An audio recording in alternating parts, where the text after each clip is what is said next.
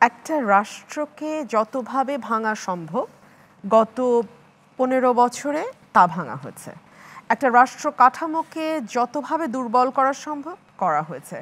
বাংলাদেশে এর আগেও আমরা সরকার পরিবর্তন দেখেছি, এর আগেও আমরা দেখেছি স্বৈরশাসক বিদায় হয়েছে 90-এ, বিএনপি এসছে, বিএনপি গেছে, আওয়ামী লীগ এসছে, আওয়ামী লীগ গেছে, কিন্তু কোনো সরকার পরিবর্তনের সাথে সাথে আমরা দেখিনি প্রধান বিচারপতিও রিজাইন করার জন্য প্রস্তুত হয়ে যান, অ্যাটর্নি জেনারেল রিজাইন করে ফেলেন, সাথে সাথে আমরা দেখিনি যে অন্যান্য বিশ্ববিদ্যালয়গুলোর যারা ভাইস চ্যান্সেলর আছেন তারাও রেজিগনেশন লেটার রেডি করে ফেলেন। আমরা দেখিনি পুলিশের মহাপরিদর্শক একটা গুহার ভেতর থেকে ভিডিও বার্তায় কথাবার্তা বলেন।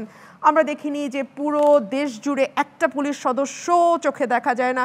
এরকম অদ্ভুত অসম্ভব পরিস্থিতি বাংলাদেশে আগে আর কখনো তৈরি হয়নি। সুতরাং এটি মেরামত করতে কিছুটা সময় তো লাগতেই পারে, কিন্তু সেই সঙ্গে এটাও ভুলে গেলে চলবে না যে বাংলাদেশে সংবিধান অনুযায়ী এই দেশের মালিক হচ্ছে জনগণ, এবং জনগণ তার মালিকানাটা প্রকাশ করে ভোট দেওয়ার মধ্যে দিয়ে এবং তার পছন্দের প্রতিনিধি নির্বাচন করার মধ্যে দিয়ে।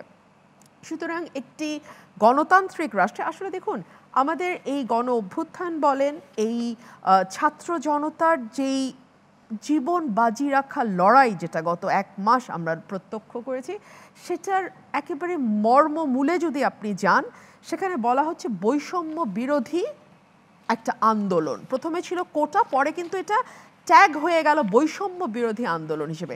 বৈষম্যটা কি কি? দেখা গেল বাংলাদেশে গুটি কয়েক মানুষ আসলে একটা ফার্স্ট ক্লাস সিটিজেনের মতন সকল সুযোগ সুবিধা এবং এক্সট্রা কিছু সুবিধা পায়, আর বড় চাঙ্ক অফ পিপল একটা সেকেন্ড ক্লাস সিটিজেনের মতন তাদের দিন যাপন করে। এবং এটার সুযোগটা তৈরি হলো কিভাবে? তৈরি হলো এইভাবে যে মানুষকে যখন আপনি ভোট দেওয়া থেকে সরিয়ে ফেলতে পারলেন, যখন প্রতি 5 বছর পর পর আপনাকে আর মানুষের দরজায় যেতে হচ্ছে না ভোট ভিক্ষা করার জন্য। আপনারা যারা আমরা যারা যথেষ্ট বয়স হয়েছে আমাদের, আমরা কিন্তু ভোট ভিক্ষা শব্দটার সঙ্গে সকলেই মোটামুটি পরিচিত। আমি জানি না আমাদের নতুন প্রজন্ম এই শব্দটা শুনেছে কিনা। ভোটের সঙ্গে ভিক্ষা চাই এই কথাটা কিন্তু বলা হতো, অর্থাৎ I beg for your vote. এইটা এখন আর নাই, এখন হচ্ছে জোর যার মুল্লুক তার 15 বছর এভাবে গেছে। এই জায়গা থেকে যত দ্রুত সম্ভব গণতান্ত্রিক প্রক্রিয়ায় ফেরা, জবাবদিহিতামূলক সরকারে ফেরা, এই চেষ্টাটা বা এই দাবিটা তো আসলে রাজনৈতিক দলগুলোর থাকবে, এটাই স্বাভাবিক। রাজনৈতিক দলগুলো তাদের জায়গা থেকে আওয়াজ তুলবে, এবং অফকোর্স কোনো রাজনৈতিক দল তো আনরিজনেবল ইররাশনাল না। এবং আমি বিশ্বাস করি যে যেহেতু আমরা একটা ডেমোক্রেসির জন্যই এত লড়াই, এত সংগ্রাম, সুতরাং এই জায়গাটিতে এসে ডেমোক্রেসির শক্তিটাই হচ্ছে আলাপ আলোচনা। দেখুন, একটা সরকার যখন দীর্ঘ 15 বছর থাকে, তখন কেউ ভয়ে, কেউ লোভে, কেউ গা বাঁচাতে, কেউ পরিবার বাঁচাতে, কেউ জীবন বাঁচাতে, নানান কারণে আসলে সেই স্বৈরাচারের পার্ট হয়ে যায় বা হয়ে যেতে বাধ্য হয়। তবে তার মধ্যেও কিছু শক্ত কণ্ঠ তো আমরা গত 15 বছর দেখেছি, তাই না? এবং যেহেতু ওনাদের নাম্বারটা খুব অল্প, সেই সাহসী মানুষগুলোর সংখ্যা যেহেতু খুবই লিমিটেড, সুতরাং ওনাদেরকে আমরা মোটামুটি সকলেই চিনি, জানি, সকলেই ওনাদের ব্যাপারে ভালো মতোই ওয়াকিবহাল।